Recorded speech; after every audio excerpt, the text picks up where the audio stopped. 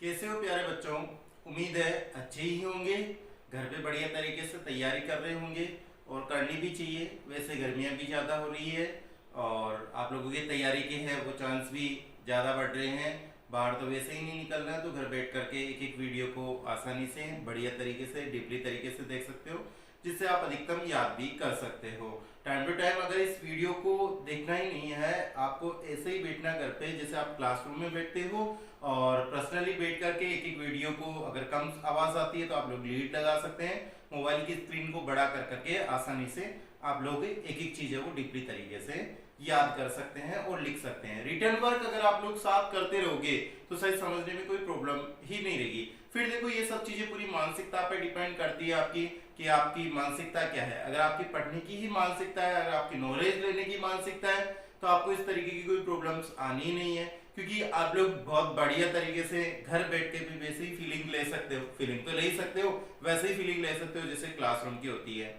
जैसे जेट की और नीट की अगर बात की जाए तो जैसे डेट है, अभी कोई डिसाइड नहीं हुई है, तो आप लोगों के लिए जो नए बच्चे हैं जो इस बार 12 पास आउट हुए हैं, उनके लिए एक अपॉर्चुनिटी बन जाती है, उनके लिए एक अवसर बन जाता है कि वो भी घर पे रह करके बहुत बढ़िया तरीके से इसी एग्जाम में क्वालिफाई होने की पूरी पूरी कोशिश कर सकते हैं। देखो ये जरूरी है कि सर एक साल बाद में प्रिपरेशन करने से नंबर आएगा या साल भर प्रिपरेशन करने से नंबर आएगा। उन बच्चों के लिए मैं बता दूं कि साल भर प्रिपरेशन, अब ये लॉकडाउन है, कब तक चलेगा कब तक नहीं चलेगा, कितना लंबे समय हो सकता है, 5-6 महीने गुजर जाए, और 5-6 महीने में तो एक आसानी से बहुत बढ़िया तरीके से तैयारी की जा सकती है। कोर्स है, हम पूरी कोशिश करेंगे कि चैनल के माध्यम से आप लोगों तक पूरा कोर्स करवा दें, या जब तक लॉकडाउन है तब तक हमारी क्लासें ऑनलाइन चलती रहेगी, और जब लॉकडाउन खत्म होगा तो ऑफलाइन चलती रहेगी। अभी फ्री ऑफ कॉस्ट है, तो आप लोग आसानी से इनका लाभ लें, अपने फ्रेंड्स तक शेयर करके एक एक बच्चे तक ये क्लास पहुंचाने की कोशिश करें, जिनसे उन्हें बहुत बढ़िया प्रॉफिट ले सके, एक जानदार और शानदार तरीका का कंटेंट उन तक पहुंचा जा सके। तो अब आते हैं अपन टॉपिक पे ऊपर। टॉपिक जो अपना चल रहा था वो कौन सा चल रहा था? प्लांट रिप्रोडक्शन सिस्टम, यानी पादप प्रजनन चल रहा था, या यूं कह सकते हैं पादपों में लैंगिक जनन। पादपों में लैंगिक जनन चल रहा था, लैंगिक जनन चल रहा था। आप लोगों को मैं बता दूं कि लैंगिक जनन में अपन क्या क्या कर चुके थे।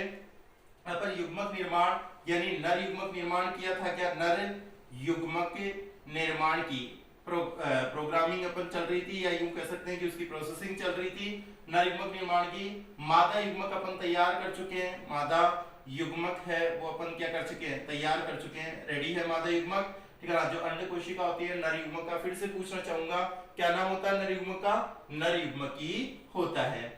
तो यहाँ पे आप लोगों को कोई दिक्कत नहीं होनी चाहिए। अब अपन बात कर रहे थे कल किसकी की थी अपन ने, कि परागकण जब तैयार हो जाता है तो पोजीशन कैसी रहती है, इस तरीके की। एक छोटी कोशिका, केंद्र कैसा होता है इसका? बेलनाकार। क्या नाम है इस कोशिका को? क्या नाम दूं इस कोशिका को?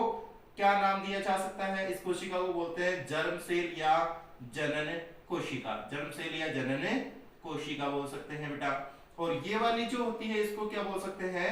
कायिक कोशिका। क्या बोलेंगे? कायिक कोशिका कहेंगे। बोलो कोई दिक्कत है क्या? कायिक कोशिका और जर्म कोशिका या जनन कोशिका। बड़ा बड़ा सा इसका केंद्र बता, बड़ी कोशिका बड़ा केंद्र है। तो बोलो यहाँ तक की अपनी यात्रा सफल थी। फिर अपन ने बताया था कि ये इस तरीके से कहां तक जाती है, ये वर्तिकाग्र वाले भाग तक। परागकण का वर्तिकाग्र वाले भाग तक पहुंचने की जो क्रिया होती है, इस क्रिया को परागकण का वर्तिकाग्र, इस वाले भाग को क्या बोलते हैं? वर्तिकाग्र।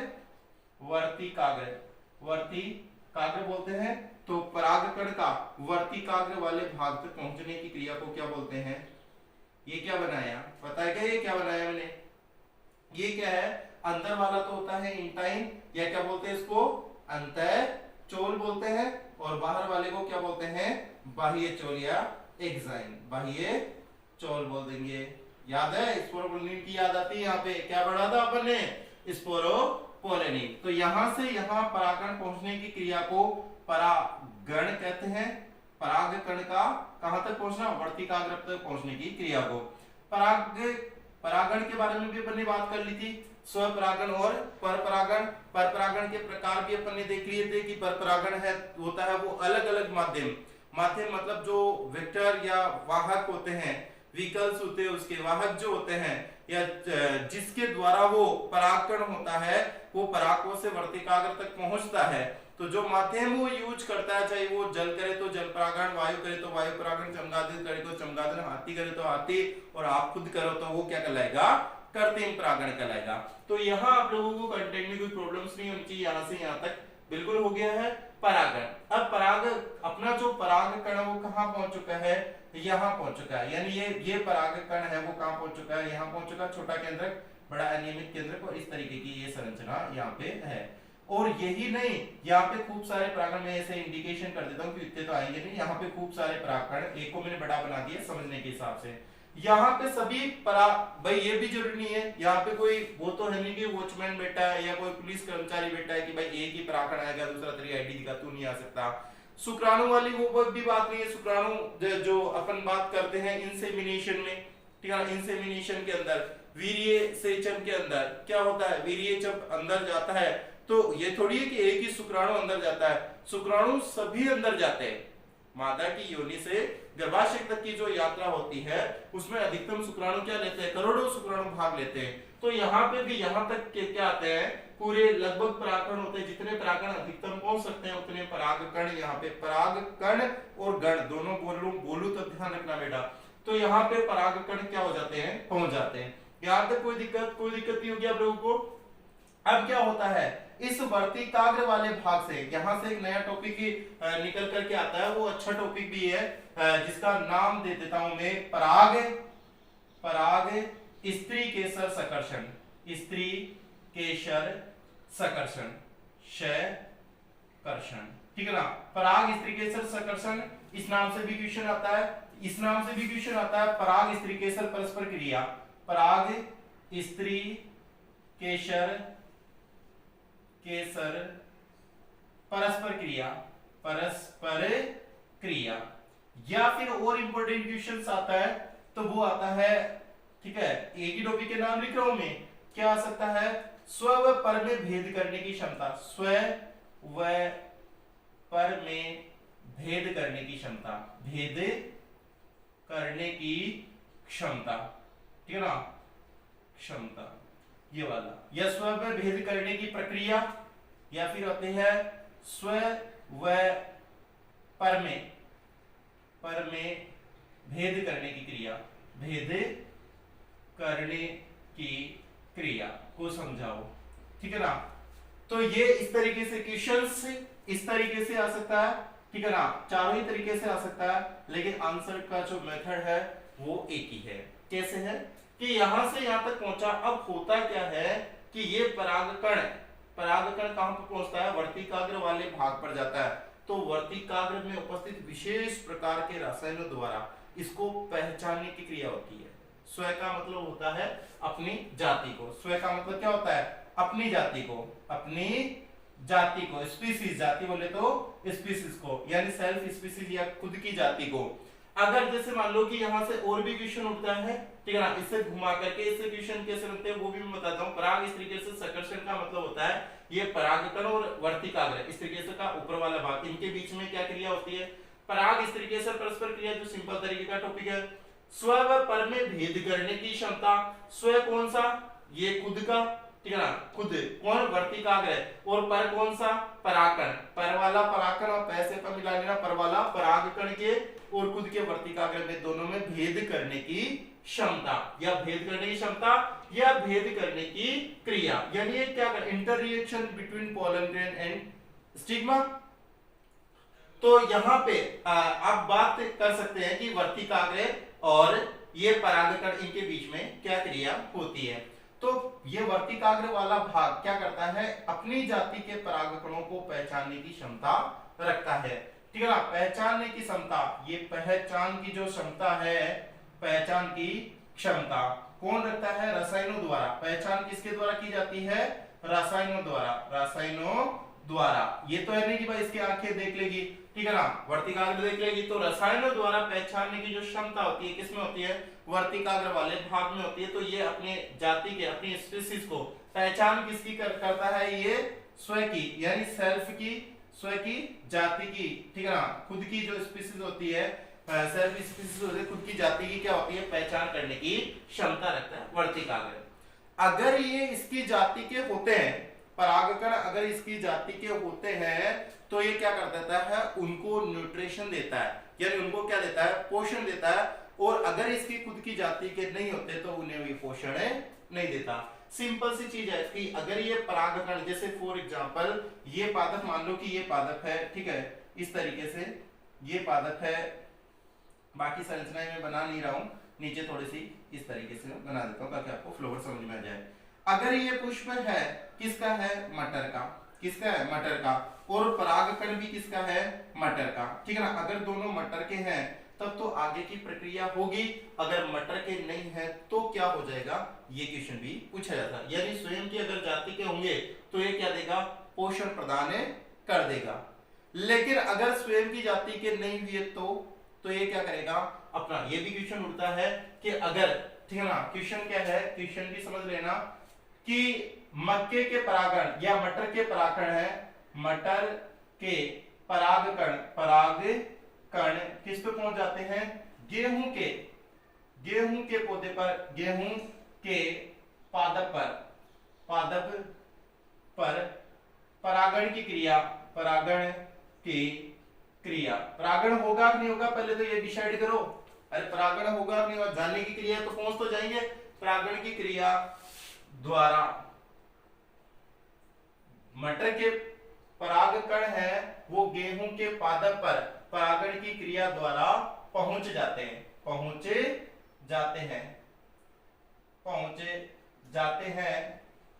तो मटर के परागकणों का भविष्य क्या होगा, परागकणों का भविष्य, ठीक है ना, क्या होगा ये आपको निर्धारित करना है कि ये अगर मटर के परागकण गेहूं के पादप पर परागण की क्रिया द्वारा पहुंच जाते हैं तो मटर के परागकणों का भविष्य क्या होगा। यानी ये जो है, ये पादप तो किसका है, गेहूं का, और ये परागकण अगर किसके होते हैं, मटर के, तो अब इनके बीच में क्या होगा ये भी आप सुन लो, इनका भविष्य क्या होगा। तो आप लोगों को पता होना चाहिए कि ये इसको पोषण नहीं देगी। कौन नहीं देगी, वर्तिकाग्र है वो इसको रसायन द्वारा पहुंचा ले। अगर दूसरी जाति के पर का मतलब होता है दूसरी जाति के, पर का मतलब यहाँ पे क्या होता है, पर स्व का मतलब तो खुद की जाति के, और इसका मतलब होता है दूसरी जाति के, ठीक है ना, दूसरी जाति के। अगर दूसरी जाति के या डिफरेंट स्पीसीज के अगर ये होते हैं, डिफरेंट इसलिए क्योंकि ये तो कौन है, मटर, पाइसम, सेटाइवम, और ये गेहूं के परागकण आ रहे, क्या गेहूं के परागकण, क्वेश्चन को ढंग से पढ़ो, मटर के परागकण है, यानी ये परागकण तो किसके हैं, पाइसम, सेटाइवम के, और ये जो वर्तिकाग्र है वो किसकी है, ट्रिटिकम एसिडियम, बोले तो गेहूं की है। तो इनका भविष्य क्या, कि गेहूं वाली वर्तिकाग्र वाला भाग इन परागकणों को क्या करेगा, पहचानेगा, और विशेष रसायनों द्वारा पहचानेगा, और खुद की जाति के परागकण नहीं होने की वजह से ये क्या देगा, उनको रसायन देगा, न्यूट्रिशन या न्यूट्रिशन नहीं देगा, यानी उनको पोषण नहीं देगा। और पोषण के रूप में ये क्या देता है, सुक्रोज, ठीक है ना। अगर पहचानता है रसायन द्वारा, फिर क्या देता है, फिर क्या होगा, दो पोजीशन बन जाएगी। नेक्स्ट स्टेप में क्या होगा, एक तो स्व के होंगे, एक क्या होंगे, पर के होंगे। स्व के होंगे तो उनको क्या देगा, से सुक्रोज, ठीक है ना। सुक्रोज क्या है यहाँ पे, पोषक तत्व, या यूं कह सकते हैं पोषक शर्करा होती है सुक्रोज। सुक्रोज क्या होती है, एक प्रकार की शर्करा, पढ़ा होगा डाइसैकेराइडों में। सुक्रोज किस की मिलकर के बनती है, ग्लूकोज प्लस फ्रक्टोज की मिलकर के क्या बनती है, सुक्रोज बनती है। तो फिर यह भविष्य क्या, अगर स्व की जाति के होंगे तो उनको क्या मिलेगा, पोषण मिलेगा, यानी सुक्रोज शर्करा मिलेगी, और परके रहेंगे तो उनको क्या नहीं मिलेगा, निष्क्रिय। कैसे हो जाएंगे, निष्क्रिय हो जाएंगे। यानी अगर दूसरी जाति के परागकण यहाँ पे आ जाता है तो वर्तिकाग्र उनको पहचान लेता है, और खुद की जाति के नहीं होने के कारण उनको क्या नहीं देता है, सुक्रोज नहीं देता, और सुक्रोज नहीं देता तो ये परागकण क्या होते हैं, निष्क्रिय रूप से यहाँ पे पड़े रहते हैं, ठीक है ना। यानी आगे की प्रक्रिया इनकी नहीं होगी, ये यहाँ पे इनएक्टिव फॉर्म में पड़े रहेंगे, निष्क्रिय रूप से पड़े रहेंगे, ये भविष्य होता है। तो आपका क्वेश्चन क्लियर हो चुका है, कौन सा, अगर मटर के परागकण गेहूं के पौधे पर परागण की क्रिया द्वारा पहुंच जाते हैं तो मटर के परागकणों का भविष्य क्या होगा। तो ये आप लोगों को उत्तर मिल गया। अब अगर मान लो ये खुद की जाति के होते हैं तो खुद की जाति के होते हैं तो क्या होगा, इनको क्या मिलेगा, सुक्रोज द्वारा क्या मिलेगा, पोषण मिलेगा, और पोषण लेकर के इनका क्या होगा, एक नया टॉपिक निकल करके आता है। ये तो स्व व पर में भेद करने की क्षमता, ठीक है ना। और इसी का एक एडिशनल टॉपिक और है जिसका नाम क्या है अगले टॉपिक का, ठीक है ना। अगले टॉपिक को मैं यहाँ पे लिख देता हूं, अगले टॉपिक का नाम है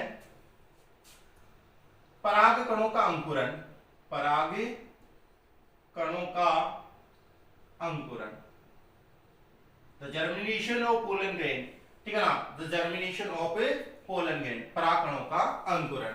ये क्या होता है, पराग कणों का अंकुरण क्या होता है वो भी मैं बताता हूं। पराग कणों का अंकुरण क्या होता है, ये जब परागकण खुद की जाति के होते हैं तो यहां से सुक्रोज ग्रहण करने के बाद में, जैसे मान लो कि यहां से सुक्रोज लिया, किन्होंने लिया, किन्होंने लिया, परागकणों ने। और परागकण अगर सुक्रोज लेते हैं तो इनकी जो सबसे पहले कौन ले रही है, मोटी वाली कोशिका बोले तो काई कोशिका, तो काई कोशिका धीरे धीरे फूलने लग जाती है।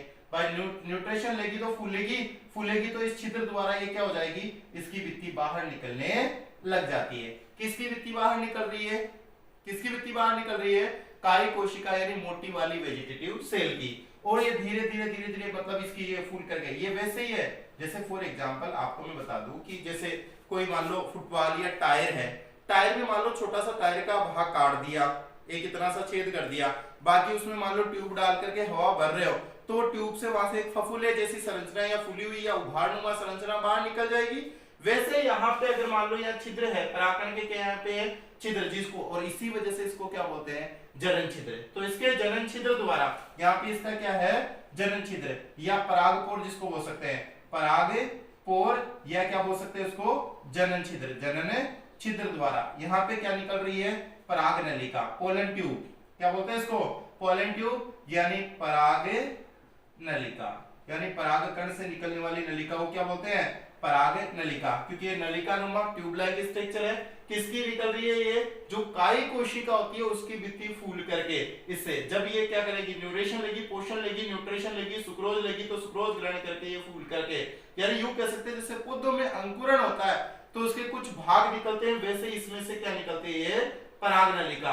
और ये ऐसा एक के साथ ही नहीं होता, अगर ये खुद की जाति के जैसे सभी के सभी मटर का ही, तो ये है मटर के परागकण है, तो सबकी सभी परागकण अंकुरित होंगे और सबसे क्या निकलेगी, ये पोलन ट्यूब निकलेगी, यानी पराग नलिका का निर्माण होगा। तो खूब सारी पराग नलिकाएं निकल करके इसमें से आती है, लेकिन होता क्या है कि यहाँ पे ये चलते चलते चलते इस तरीके से पराग नलिकाएं सबकी क्या होने लग जाएगी, बड़ी है, यानी सबकी क्या होने लग जाएगी, इस तरीके से बड़ी होने लग जाएगी पराग नलिका। और सबके का सबका क्या होगा, अंकुरण। ये नहीं कि एक का ही अंकुरण होगा, लगभग का यहाँ पे क्या हो जाएगा, अंकुरण हो जाएगा।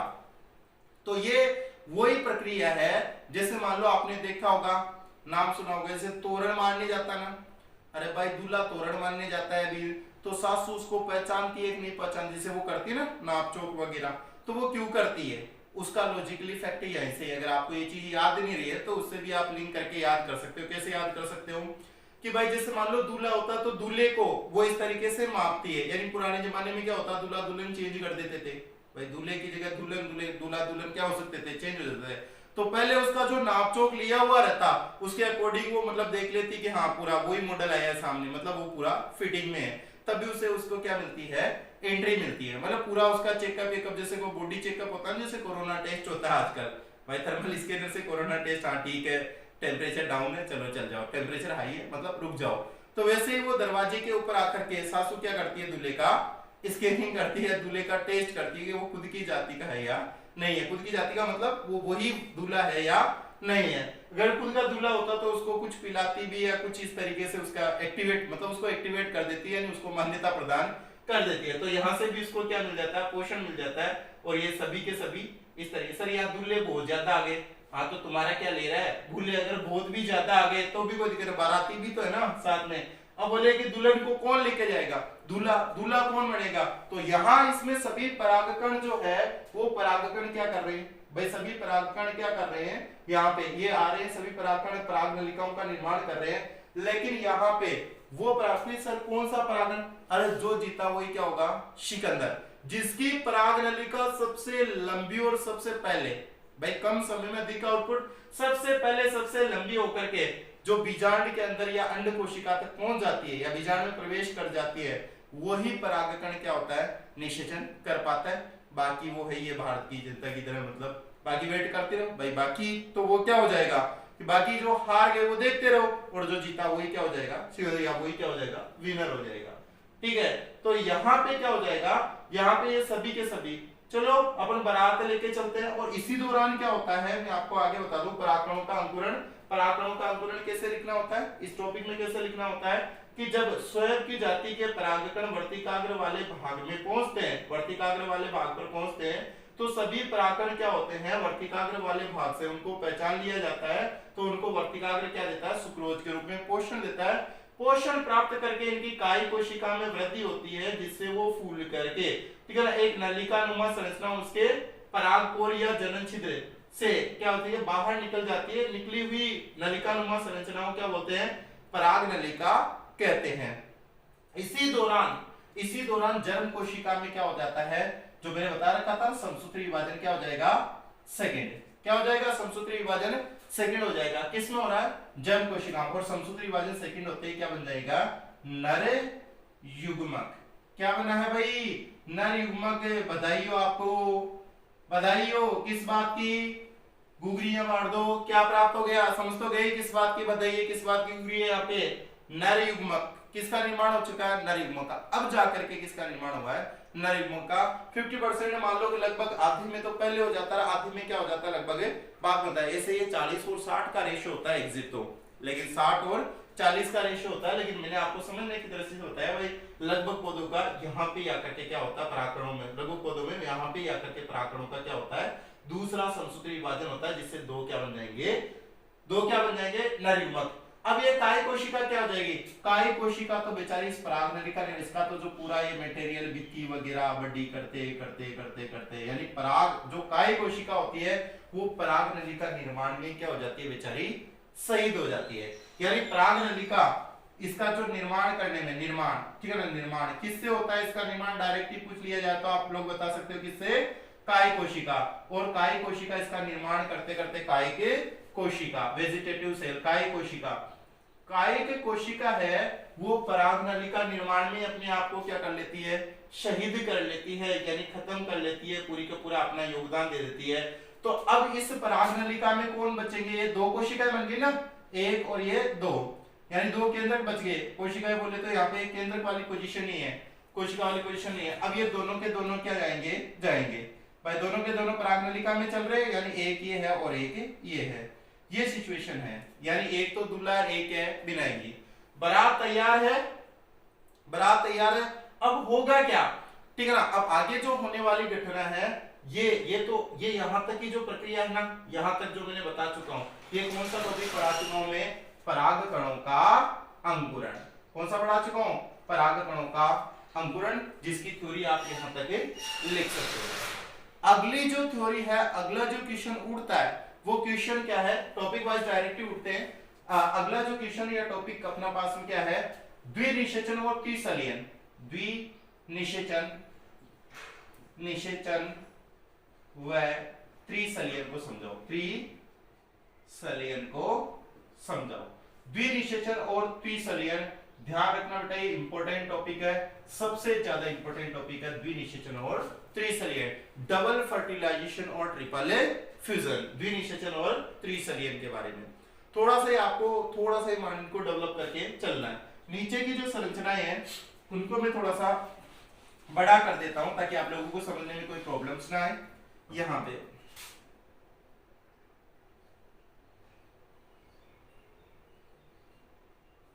ये वाली जो संरचना है आप लोगों को बता रखी है, ठीक है ना। जैसे मैं इसको अंडाशय को बड़ा बना देता हूं ना, ये अंडाशय वाला हो गया, तो ये वाली संरचना आप लोगों को बता रखी है। इस संरचना को क्या बोलते हैं, इस संरचना को, ये जो मैं बना रहा हूं, बोलो, अध्यावरण। क्या बना रहा हूं, अध्यावरण। पूरी संरचना क्या कहलाएगी यहाँ पे, बीजांड। ये जो मैंने बनाई है तो क्या है, अध्यावरण। ये दो अध्यावरणीय संरचना हो गई। ये क्या है, प्लेसेंटा अपरानाड़। ये क्या है, ये वाली संरचना किसकी है, अंडाशय की। किसकी है, अंडाशय की। ये क्या है, प्लेसेंटा हो गई। और ये क्या है यहाँ पे, हाइलम, ठीक है ना। और हाइलम पे या कोशिकाओं का समूह रेफी कहलाएगा, हाइलम। फाइलम वो संरचना जैसे मान लो ये है, इसमें ये जुड़ रहे हैं ना, तो कोई चीज जैसे इसके अंदर जुड़ रही तो ये जुड़ने वाला जो भाग होता है उसको क्या बोलते हैं, हाइलम। और यहाँ एक कोशिकाओं का उत्तकीय समूह होता है तो ये क्या कहलाएगा, रेफे कहलाएगा, ठीक है ना, रेफी। और ये क्या हो जाएगा, बीजांड द्वार, क्या कहलाएगा यहाँ पे, ये बीजांड द्वार, ठीक है ना। पहले बता चुका हूँ, अक्षर छोटे तो कोई दिक्कत नहीं है। ये जो संरचना होगी ये क्या है, द्विअध्यावरण, द्विअध्यावरण क्या है, डाइइंटीग्रोमेट्री सिस्टम है। और इसके विपरीत भाग को क्या बोलते हैं, निभाग या चेलेजा, बात हुई थी, निभाग, निभाग या चेलेजा या केलेजा जिसको बोलते हैं, चेलेजा, चलेजा नहीं चेलेजा। यहाँ पे अंदर जो संरचना है इसको क्या बोलते हैं, अंदर जो संरचना है इसको बोलते हैं बीजांडकाय, क्या बोलते हैं, बीजांडकाय, बीजांडकाय। इस पूरी कंप्लीटली संरचना को क्या बोलते हैं, बीजांड, क्या बोलेंगे, बीजांड कहेंगे, ठीक है ना। एरो की दिशा हमेशा इस तरफ होती है, डायग्राम को इंडिकेट करने के लिए होती है। इसके अंदर मैंने आपको बताया था शुरू से, अगर आपको फिर से बता दूं कि इसके अंदर ये बहुत सारे क्या होते हैं, उत्तक या कोशिकाएं होती है, बहुत सारी होती है। और सबकी सब कैसी होती है, ये 2n होती है, जर्म सेल या इनको जनन कोशिकाएं या इस तरीके से आप लोग बोल सकते हो, या बीजांडकाय की उत्तक बोल सकते हो, ठीक है ना, ये बीजांडकाय के उत्तक बोल सकते हो। सबकी सब कैसी है, 2n है।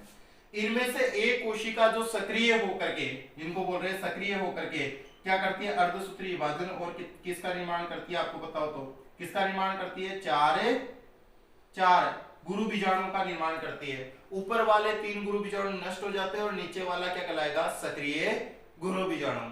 बताई थी ना, जय बोली थी किसकी, बोलो सक्रिय बीजाणु की जय। तो सक्रिय जो गुरु बीजाणु था उसका नाम अपने क्या रखा था, मादा युग्मकोविद यानी फीमेल गेमेटोफाइट रखा था। तो यहाँ पे जो अपनी बात हो रही है वो किससे हो रही है, यहाँ पे देखो, यहाँ पे अपने पास में जो कोशिकाएं हैं वो ये 3 कोशिकाएं जो आप लोगों को बताई थी, ये 3 कोशिकाएं, ठीक है ना, जो N और ये N है इसके अंदर।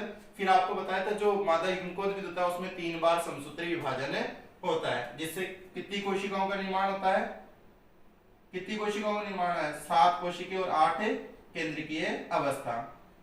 यहाँ पे बताई थी आप लोगों को 3 कोशिकाएं, छोटी बना देता हूं क्योंकि इनका कोई यूज नहीं है, ये कोशिकाएं और बीचे वाले 2 केंद्र, ठीक है, इनको मैं पास पास कर देता हूं ताकि आपको समझने में दिक्कत नहीं रहेगी। इन तीनों को क्या बोलते हैं, जो किस तरफ है, ये जो 3 है, तीनों जो केंद्रक है इनको बोलते हैं क्या, एंटीपोडल, प्रतिव्यांसित या प्रतिध्रुवित, प्रतिव्यांसित या प्रतिध्रुवित या प्रतिमुखी, प्रतिव्यांसित या प्रतिमुखी, एंटीपोडल, ठीक है ना, प्रतिमुखी कोशिकाएं तीनों को। इन दोनों केंद्रकों को क्या नाम दूं, द्वितीय केंद्रक या ध्रुवित केंद्रक, द्वितीयक केंद्रक या क्या बोल दोगे, ध्रुवीय केंद्रक, ध्रुवीय केंद्रक। इसको क्या बोलते हैं, n+n। इनकी पोजीशन कैसी होती है बेटा, n+n, ना कि 2n, n+n रहती है। इन दोनों साइडों वाली कोशिकाओं को क्या बोलते हैं, सहायक कोशिकाएं, क्या बोलते हैं, सहायक कोशिकाएं बोलते हैं, सहायक कोशिकाएं। और बीच वाली महारानी कोशिका को क्या बोलेंगे, अंड कोशिका, क्या बोलेंगे, अंडे कोशिका। अंड कोशिका को क्या बोलते हैं, मादा युग्मक, दूसरा नाम क्या हो जाएगा इसका, मादा युग्मक हो जाएगा। बोलो ये क्या होगी, मादा युग्मक हो गई, और ये वाली कोशिका क्या हो जाएगी, सहायक कोशिका। सहायक कोशिकाओं को सहायक क्यों कहते हैं, ये भी बात होगी, आपको मैं बता दूं कि इसके अंदर क्या होता है, इन कोशिकाओं में क्या होता है, एक तंतु समुच्चय होता है। तंतु समुच्चय का मतलब होता है समूह। सहायक कोशिकाओं के अंदर क्या होता है, तंतु समुच्चय, तंतु समुच्चय। समुच्चय का मतलब समझते हो, समुच्चय का मतलब गट्ठर या गट्टा या यू फिलामेंट्स, ठीक है ना, फिलिबर्स या तंतुनुमा संरचना होती है। चलो अपन अपनी बारात चल रही है,